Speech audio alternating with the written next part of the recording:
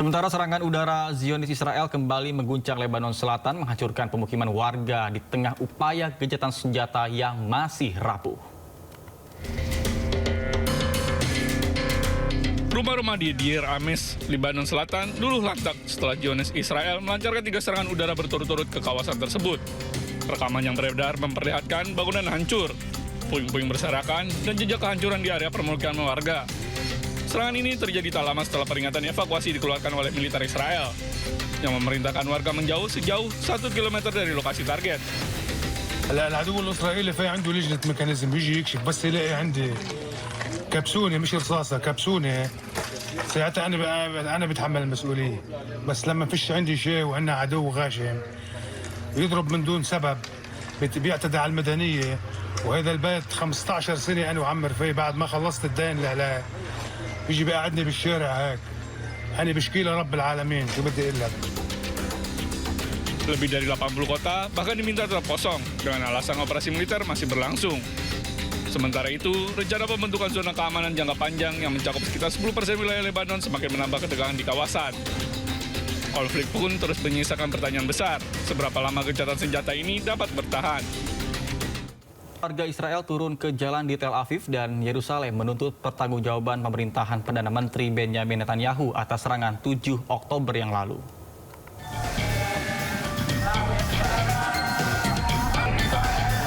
Ratusan demonstran memadati lapangan Habima, Tel Aviv, Sabtu waktu setempat. Mereka menuntut pembentukan Komisi Penyelidikan Negara atas serangan 7 Oktober, sekaligus mendesak pertanggungjawaban pemerintahan Perdana Menteri Benjamin Netanyahu. Aksi berlangsung dengan long march dan yel-yel pro-demokrasi. Para peserta membawa poster bertuliskan demokrasi akan menang dan harapan akan menang. Sementara sebagian menengah topeng tokoh-tokoh politik dunia. Sekitar 200 demonstran juga membawa bendera Hungaria, berjalan dari kedutaan besar Hungaria menuju lokasi aksi, sebagai simbol solidaritas terhadap gerakan rakyat yang menentang kepemimpinan otoriter.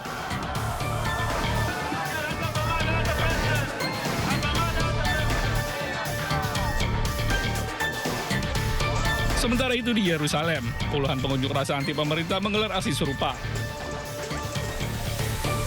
Mereka menuduh pemerintah merusak sistem demokrasi dengan mengintervensi lembaga peradilan. Aksi sempat memanas ketika demonstran terlibat bentrokan dengan aparat kepolisian di sekitar gedung pemerintahan.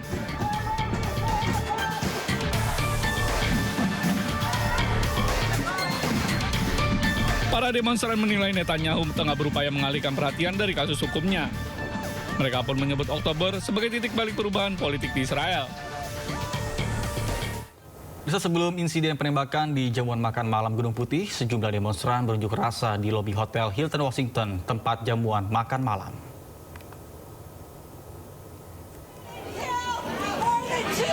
Pengunjuk rasa kelompok Code Pink menyuarakan anti perang dan genosida. Kelompok Code Pink memprotes pembunuhan jurnalis serta warga sipil oleh militer Israel. Bahkan mereka diabaikan saat mencoba mengkonfrontir sejumlah jurnalis koresponden Gedung Putih terkait kolega mereka sesama jurnalis yang dibunuh di Gaza dan Lebanon. Aparat keamanan pun mengamankan kelompok Code Pink keluar dari lobi hotel. She was dead. And these are the colleagues of the people celebrating the war criminal. Pemirsa, warga setempat di Torrance, California terkejut mengetahui tetangga mereka, Cole Thomas Allen, menjadi pelaku penembakan. Menurut masyarakat Torrance, Cole merupakan sosok yang baik.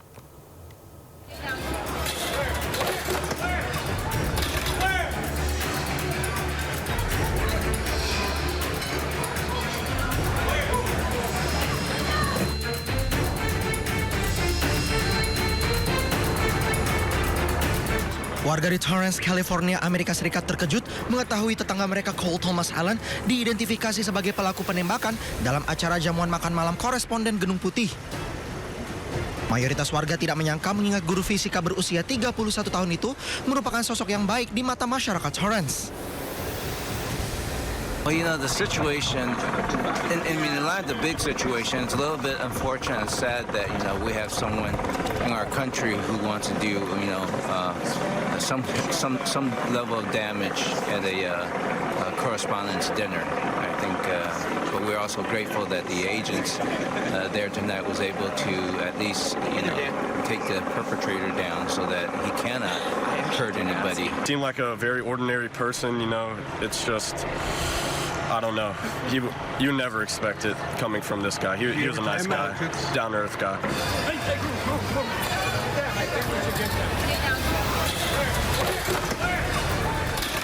Cole Thomas Allen ditangkap aparat penegak hukum Amerika Serikat usai melepaskan tembakan dalam acara makan malam bersama koresponden Gedung Putih di Washington DC, Amerika Serikat, Sabtu malam waktu setempat. Beruntung tidak ada korban jiwa akibat kejadian ini. Sedangkan motif penembakan masih didalami oleh aparat. Pemirsa, setelah hampir 2 bulan terhenti akibat konflik bersenjata, aktivitas penerbangan internasional di Bandara Imam Khomeini akhirnya kembali dibuka.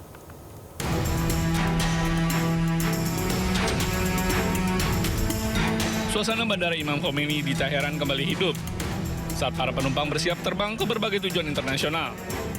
Ini menjadi momen pertama dibukanya kembali penerbangan dari ibu kota Iran setelah 8 minggu wilayah udara ditutup akibat konflik bersenjata. Terlihat antrean penumpang di counter check-in menunggu keberangkatan yang sempat tertunda. Sebanyak 6 penerbangan dijadwalkan berangkat dengan tujuan utama Istanbul serta rute lainnya menuju Muscat dan Madinah. از نزدیک به 2 ماه فرودگاه امام عملیات پروازی خودش رو از سر گرفته و الحمدلله همه زیرساختای فرودگاهی و تسهیلات فرودگاهی مهیا شده و مسافران میتونن چکینگ بشن و برای بحث پرواز از این فرودگاه تردد بکنن. Sebelumnya, bandara ini menghentikan operasional sejak akhir Februari, menyusul serangan Amerika Serikat dan Israel ke wilayah Iran. Kembalinya penerbangan ini menjadi sinyal awal pemulihan. Di tengah ketidakpastian, masa depan konflik yang masih membayangi kawasan. Pemirsa, desa-desa di Lebanon Selatan terguncang akibat serangan udara Israel. Serangan terjadi akibat gencatan senjata diberlakukan.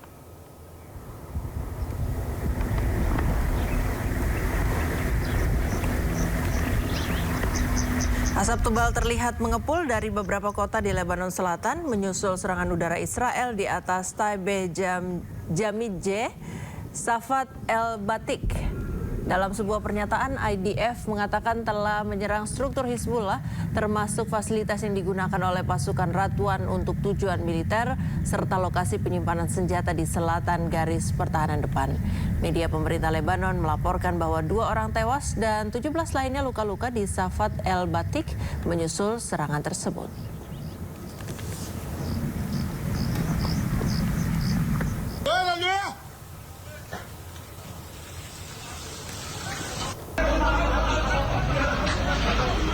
Sasaran serangan rudal Israel juga menyasar pemukiman warga di Safat al-Batik di Lebanon Selatan. Akibat serangan Israel, sebuah bangunan hancur dan kobaran api dengan kepulan asap hitam yang membumbung tinggi terlihat di langit Lebanon. Warga sekitar pun berlarian berusaha untuk menyelamatkan diri. Sebelumnya, Presiden Amerika Serikat Donald Trump mengumumkan bahwa gencatan senjata selama 10 hari antara Israel dan Lebanon yang kemudian diperpanjang pada tanggal 23 April selama 3 minggu tambahan.